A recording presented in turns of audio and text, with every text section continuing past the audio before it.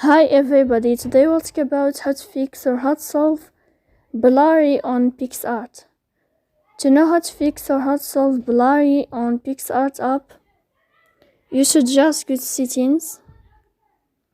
Here you can click on apps, default apps, app settings.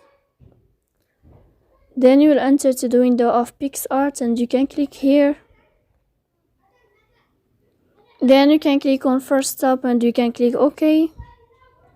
Here we'll enter to the window of storage. Then you can click clear cache. Don't click clear data because that can cause you errors or can delete your account. And in the end you can go to Play Store.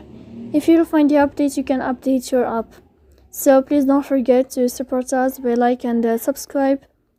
See you next time in another video, and thank you for your attention and your watching.